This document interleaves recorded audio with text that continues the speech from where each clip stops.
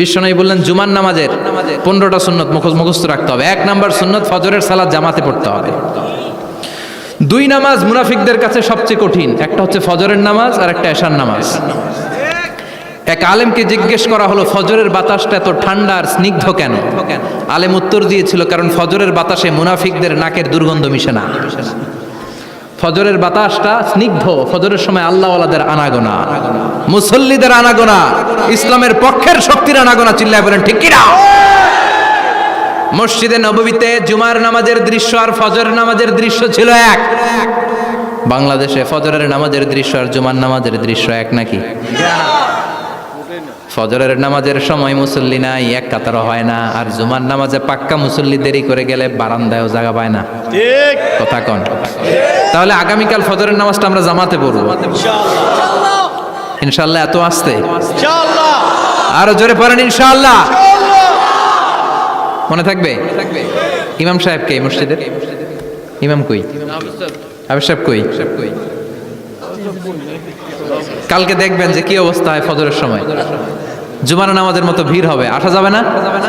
কথা কয় না। 2 নাম্বার সুন্নাহ হচ্ছে আসওয়াক, মেসওয়াক করা। মাথরাতুন লিল ফাম মারদাতুন লির রাব। মেসওয়াক করলে দাঁত পরিষ্কার থাকে, আল্লাহ খুশি হয়ে যায়। বিশ্বনবী বলেছেন যদি আমার উম্মতের জন্য কষ্ট না হতো প্রত্যেক নামাজের আগে মেসওয়াক করা আমি ফরজ করে দিতাম। মেসওয়াক ছিল বিশ্বনবীর জীবনের শেষ আমল। এই মেসওয়াক করে বিশ্বনবী শেষ নিঃশ্বাস ত্যাগ করেছেন। আপনার নবী আমার নবী ওনার জীবনের সর্বশেষ আমল ছিল কি? সুবহানাল্লাহ কইবেন না? বিশ্বনবী জাইতুনের ডাল দিয়ে মেসওয়াক করতেন। বিশ্বনবী বলতেন নি'মা সিওয়াকিয়া জাইতুন ফা ইন্নাহু সিওয়াকি ওয়া সিওয়াকুল আম্বিয়া মিন ক্বাবলি। জাইতুনের ডালের মেসওয়াক কতই না ভালো, কারণ এটা দিয়ে আমিও মেসওয়াক করি, আমার আগে সব নবীরাই জাইতুনের ডাল দিয়ে মেসওয়াক করেছে। সুবহানাল্লাহ। 3 নাম্বার হচ্ছে দুহুন, তেল মালিশ করবেন। বিশ্বনবী জাইতুনের তেল দাড়িতে চুলে আর গায়ে দিতেন। বিশ্বনবী বলতেন ওয়াদাহিনু ফাইন্না ফিত তাদহিনে বারাকাত। তেল খাও, তেল দাও, তেল মালিশ করো, তেলের ভেতরে আল্লাহ বরকত ঢুকাইয়া দিছে। তেল দিবেন তো? 4 নম্বরে আত্তিব, জুমার দিনে সুগন্ধি লাগিয়ে যাওয়া সুন্নাত। লাগাবেন? লাগাতে রাজি আছেন? বিশ্বনবী বলতেন এই দুনিয়ার 3টা জিনিস আমার কাছে সবচাইতে প্রিয়। হুব্বিবা ইলাইয়া মিন দুনিয়াকুম সালাস। 1 হচ্ছে আন-নিসা, নারীদেরকে আমি পছন্দ করি। 2 হচ্ছে আত্তিব, সুগন্ধি লাগাতে আমি পছন্দ করি। বিশ্বনবীর কেউ সুগন্ধি হাদিয়া দিয়েছে, বিশ্বনবী নেয় নাই, এরকম কোনো ঘটনা ঘটে নাই। আল্লাহু আকবার। 3 নম্বরে কুররাতু আইনি ফিস সালাহ। নামাজের মধ্যে যখন আমি দাঁড়িয়ে যাই আমার চক্ষুটারে ঠান্ডা করে দেয় কে? আবার বিশ্বনবী বলতেন আরবাউন মিন সুনানিল মুরসালিন। 4টা সুন্নাত সব নবীদের সুন্নাত। 1 নম্বরে আল হায়া মানে লজ্জা। আরেক বর্ণনা এসেছে আল খিতান মানে সুন্নাতে খাতনা, এটা সব নবীদের ছিল। আর সেওয়াক, সব নবীরা মেসওয়াক করেছেন। আত্তিব, সব নবীরা আতর লাগিয়েছেন। আর নিকাহ, সব নবীরা বিয়েও করেছেন। চিল্লায় পড়েন আল্লাহু আকবার। 5 নম্বর সুন্নাহ হলো আল লিবাস আহসানা সিয়াব, সুন্দর জামা পরা। নট নেসেসারি যে নতুন জামা হতে হবে, পুরাতন জামাও ধুয়ে আয়রন করে পরলে একটা সৌন্দর্য আছে না নাই?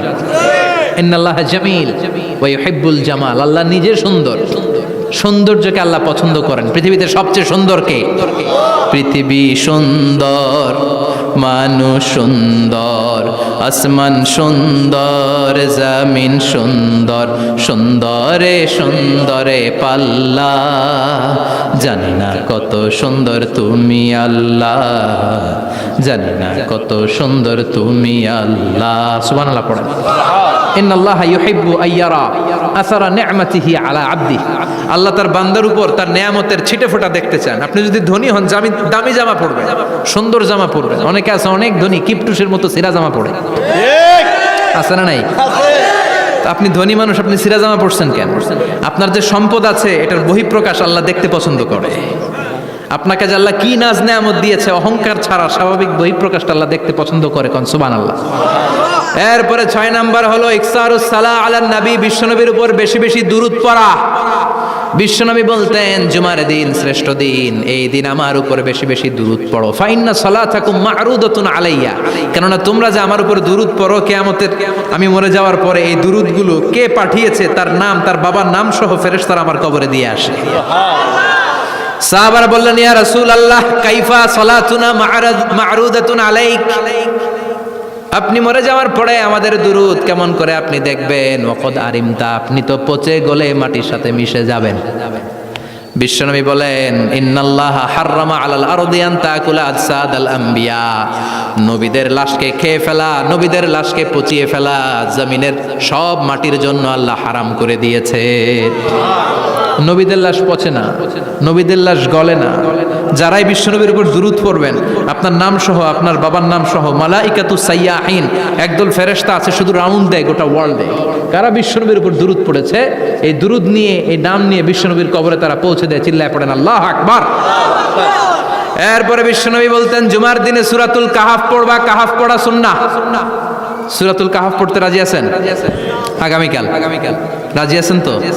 18 নম্বর সূরা, কোরআনের একেবারে মাঝখানের সূরা। আলহামদুলিল্লাহিল্লাযী আনজালা আলা আবদিহিল কিতাবা ওয়া লাম ইয়াজআল লাহু ইওয়াজা, এই আয়াত দিয়ে শুরু হয়েছে। রাব্বিহি ফালিয়ামাল আমালান সলিহা ওয়া লা ইউশরিক বিইবাদাতি রাব্বিহি। আর মাঝখানে আছে ওয়ালিয়াতালাত্তাফ। হাফেজ সাহেবরা উত্তর দাও, মাঝখানে আছে কি? কথা কন। ওয়ালিয়াতালাত্তাফ একটা শব্দ আছে সূরা কাহাফের মাঝখানে। কোরআনের সব জায়গায় এক ফন্টে আয়াতগুলো লেখা, কিন্তু ওয়ালিয়াতালাত্তাফ মোটা করে লেখা আছে না? ডবল ফন্টে লেখা, মোটা, কারণ এটা কোরআনের একেবারে মাঝখানে অবস্থিত এই শব্দটা ওয়ালিয়াতালাত্তাফ। এর আগে যত শব্দ, এর পরে তত শব্দ। এর আগে যত কোরআনের অক্ষর, এর পরে তত অক্ষর। সুবহানাল্লাহ বাড়িতে গিয়া বিশ্বনবী বললেন, সূরাতুল কাহাফ যে তেলাওয়াত করবে ইয়াকুনু লাহু নূর, এই সূরাতুল কাহাফ কিয়ামতের দিন তার সামনে বিশাল একটা আলো হয়ে আসবে।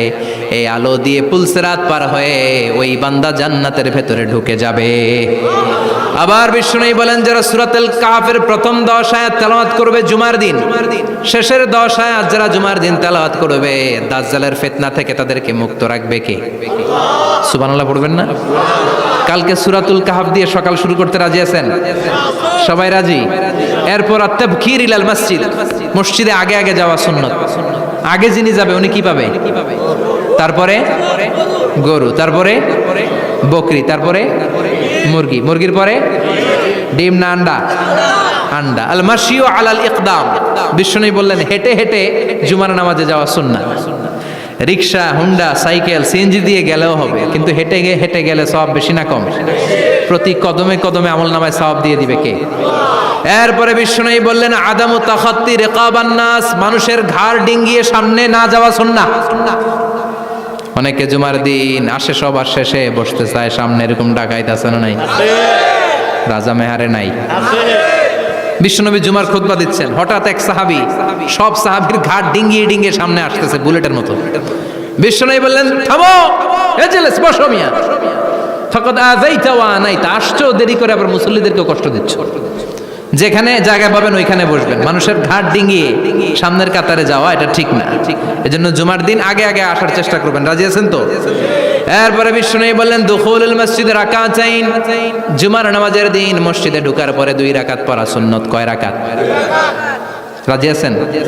কবলাল জুমা, বাদাল জুমা। অনেকে প্রশ্ন করে, বাদাল জুমা 4 রাকাত, মসজিদে পড়লে 4, ঘরে পড়লে 2। কিন্তু কবলাল জুমা সুনির্ধারিত নয়, অনির্ধারিত। মা কদ খুদ্দিরা লাগ, যত আপনার তৌফিকে কুলায় 2 রাকাত করে করে 2, 4, 6 ইমাম সাহেব খুতবা দেওয়ার আগ পর্যন্ত। আপনি যদি আধা ঘন্টা আগে যান, আপনি 10 রাকাত পড়তে পারবেন। চিল্লায় বলেন ঠিক কি না? এরপরে বিশ্বনবী বলেন, ইনসাত, চুপ থেকে খুতবা শুনবা। জুমার খুতবার সময় কথা বলা যাবে নাকি? কথা কন। বিশ্বনবী বললেন, তোমার সামনে কেউ কথা বলতেছে, তুমি যদি বলো চুপ করো, এটাও তুমি খারাপ কাজ করছো। চুপ করো তোমার কইতে কইছে কি? চুপ করো বলে তুমি আরেকটা ভেজাল লাগাইছো। চিল্লায় বলেন ঠিক কিনা? তাহলে জুমার নামাজে কথা বলা যাবে না। কেউ কথা বললে চুপ করো, এই কথাটাও বলতে বিশ্বনবী নিষেধ করেছেন। চিল্লায় বলেন ঠিক কিনা? এরপরে মজার একটা কথা বিশ্বনবী বলেছেন, জুমার নামাজ পড়তে যেয়ে যদি কারো ঘুম আসে, জায়গা চেঞ্জ করে বসো। জুমার নামাজ পড়তে যেয়ে ঘুমান না, এরকম কে কে আছেন আল্লাহর ওলি? হাত তোলেন। হাত তুলতে পারবেন? আমিও তুলতে পারবো না, আমি কত ঘুমাইছি। জুমার খুতবা শুনতে গেলে ঘুমাস, কারণ রহমত নাজিল করে কে? পুরো মসজিদের ডানে বায়ে রহমতে ঠাসা, খালি ঘুম আর ঘুম। আছে না নাই? ঘুম আসলে কি করবেন? উঠে যাবেন, উঠে জায়গা চেঞ্জ করবেন, পানির ঝাপটা দিবেন, ঘুম দূর করে দিবে কে? এরপরে বিশ্বনবী বললেন, জুমার দিন দোয়া করলে কবুল হয়। এমন একটা সময় আছে জুমার দিনে ওই সময়ে যদি বান্দা আল্লাহর কাছে কিছু চায়, সেটা না দিয়ে খালি হাতে আল্লাহ বান্দারে ফিরাইয়া দেয় না। সেটা কখন? অনেক ইখতিলাফ আছে, বেশিরভাগ মুহাদ্দিসিন বলেছেন জুমার দিন আসরের নামাজের পর থেকে মাগরিবের আগ পর্যন্ত, বিশেষ করে মাগরিবের আগের আধা ঘন্টা, এই সময় আল্লাহর কাছে বান্দা যদি কিছু চায়, এই দোয়া আল্লাহ ফিরিয়ে দেয় না। এই 15টা সুন্নাত কালকে আমল করা যাবে তো? সবাই রাজি? জুমার খুতবা মনোযোগ দিয়ে শুনবো তো? আগে আগে আসবো তো? দোকানপাট বন্ধ করে জুমার নামাজের ভাবমূর্তি রক্ষা করবো তো?